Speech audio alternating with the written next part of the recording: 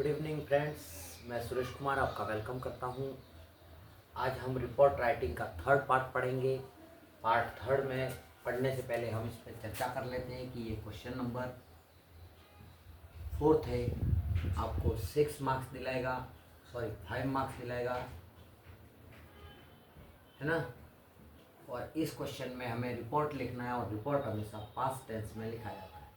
और अगर आप इसको लिखना सीखना चाहते हैं तो मेरा एक वीडियो दिया हुआ है इंट्रोडक्शन ऑफ टेंस के अंदर, उसमें पास्ट टेंस का कैसे इस्तेमाल होता है उसको आप पूरे वीडियो को पढ़ लो। आपको आसानी से समझ में आ जाएगा कि पास्ट टेंस में किस प्रकार से यूज होता है।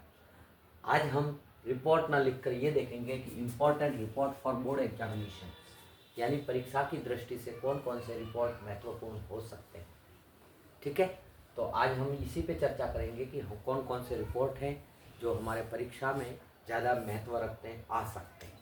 तो सबसे पहले मैं बात करूं तो पहला रिपोर्ट आएगा आपको ब्लड डोनेशन कैंप। कि आपके विद्यालय में या फिर हॉस्पिटल में या कहीं और सार्वजनिक जगह पर एक ब्लड डोनेशन यानी रक्तदान शिविर का आयोजन किया गया, तो उसके ऊपर रिपोर्ट लिखने का। इसमें क्या लिखा जाता है कि इतने लोगों ने रक्तदान किया, है ना। इसके लिए लोगों को जागरूक किया गया, माइक घुमाया गया, लोगों को बताया गया कि ब्लड डोनेशन कैंप का आयोजन है ना। एमएलए साहब भी आए, उन्होंने भी लोगों को ब्लड डोनेट करने के लिए मोटिवेट किया, उन्होंने खुद ने भी ब्लड डोनेट किया, है ना। और जिन जिन ने ब्लड डोनेट किया उनको कुछ प्राइज या सर्टिफिकेट दिया गया। तो ये पूरा वर्णन लिखना पड़ता है। उसके बाद हम लिखें तो नंबर 2 पर आएगा free I operation camp,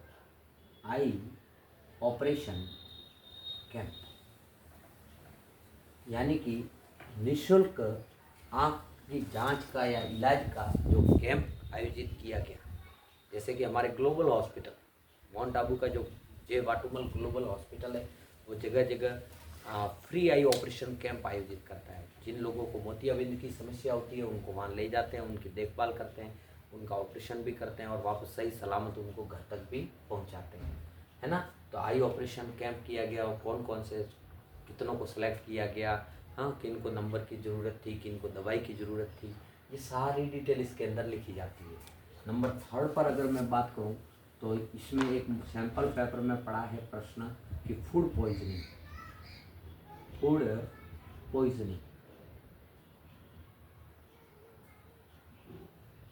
poisoning का मतलब होता है भोजन के साथ में गलती से कभी कुछ ऐसा खाने में आ जाता है जिसकी वजह से पूरा भोजन खराब हो जाता है, या तो वो कभी कोई प्रतिष्ठा वगैरह होती है वहाँ पर, या फिर शादी ब्याह में कभी सड़ा गला या ख़राब भोजन बनता है, या कुछ उसमें कुछ ऐसा गिर जाता है, कोई जीव गिर गया, है ना, जैसे छिपकली वगैरह, तो वो पूरा भोजन खराब हो जाता है जिससे लोगों को कई सारी तकलीफ़ें होती है, लोगों को एडमिट करना पड़ता है ना। कई सारे लोग प्रभावित होते हैं, तो वो फूड पॉइजनिंग का क्वेश्चन है।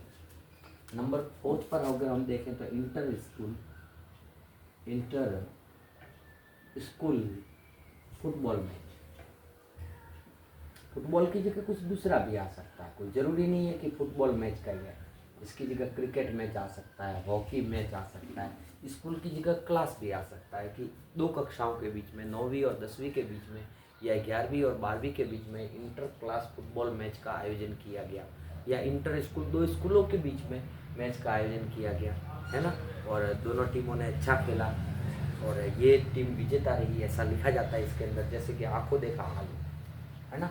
नंबर 5 पे हम बात करें तो हमारे पास आएगा कोविड-19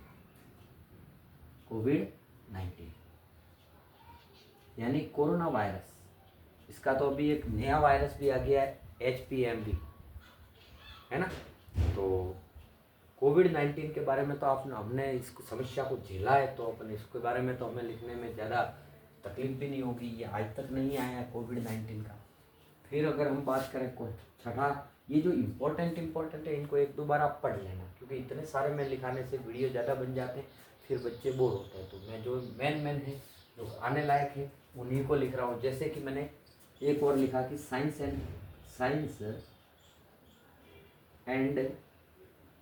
कल्चरल फेयर, यानी विज्ञान और सांस्कृतिक मेला, विज्ञान मेले का आयोजन होता है या सांस्कृतिक मेले का आयोजन होता है, तो वो वाला क्वेश्चन। उसके बाद अगर हम बात करें नंबर 7 पर, तो इसमें आएगा वन महोत्सव। वन महोत्सव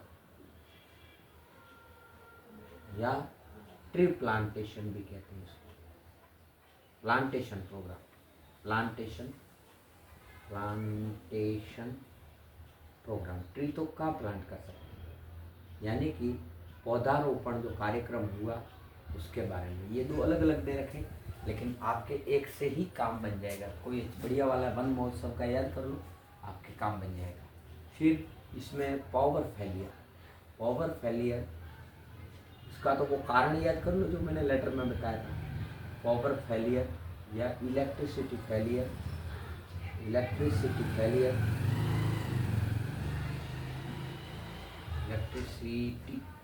इलेक्ट्रिसिटी फेलियर है ना, या फ्रीक्वेंट ब्रेकडाउन ऑफ पावर, ये भी कह सकते हैं। फ्रीक्वेंट ब्रेकडाउन ऑफ पावर,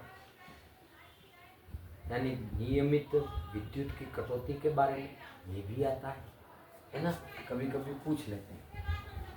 फिर और मेरे हिसाब से आई ऑपरेशन है, ब्लड डोनेशन है, जीके क्विज कंपटीशन है ना।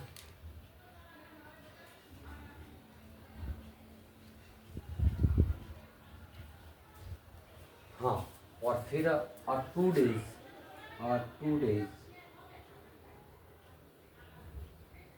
Old girl lying found in a plastic bag। इसका ये हेडिंग तो बहुत बड़ा है और इसका अर्थ भी बहुत बड़ा है। ओवरऑल कहें तो ये कन्या भ्रूण हत्या पर टॉपिक है आधारित। कन्या भ्रूण हत्या का मतलब होता है कि 1-2 दिन की बच्ची है ना, 2 डेज मतलब 2 दिन की बच्ची, गर्ल यानी लड़की, लाइंग फाउंड मिल पाई गई इन अ प्लास्टिक बैग, उसको प्लास्टिक के थैले में पैक करके फेंक दिया, तो उसके ऊपर नोटिस लिखने का आता है ना, कि किसी ने देखा, उसकी चीख की आवाज़ सुनी, सुबह सुबह का समय था, और जब बच्ची की आवाज़ सुनी तो लोग इकट्ठा हुए, और जब उन्होंने थैली को खोल के देखा तो अंदर 2 दिन की बच्ची थी। लोगों ने उसको तुरंत हॉस्पिटल पहुंचाया, बच्ची सुरक्षित है, और पुलिस ने FIR दर्ज कर ली और इस मामले की जांच कर रही है। नंबर 10 पे अगर हम बात करें तो हमारे पास टॉपिक आता है स्टूडेंट्स क्वारल ऑन रोड। 2 विद्यार्थी सड़क पर झगड़ गए।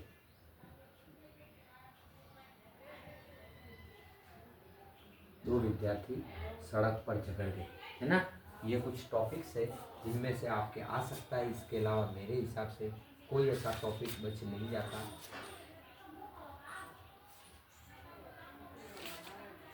इसमें तो बहुत सारे दे रखे हैं, पर ये जो ऐसे हैं कि जो आ सकते हैं, एक बार यहाँ तक नोट कर दीजिए।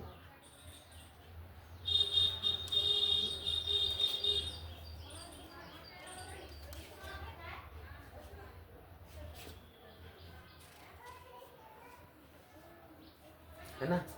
फिर वो जो एक जो मैंने कल आपको इसको आगे वाले वीडियो में लिखवाया था, एनुअल डे फंक्शन। अब देखना, इसी टॉपिक को 3 अलग अलग टॉपिक के नाम से लिख रखा है। इसी को ही प्राइज डिस्ट्रीब्यूशन फंक्शन भी कहा है, पुरस्कार वितरण समारोह,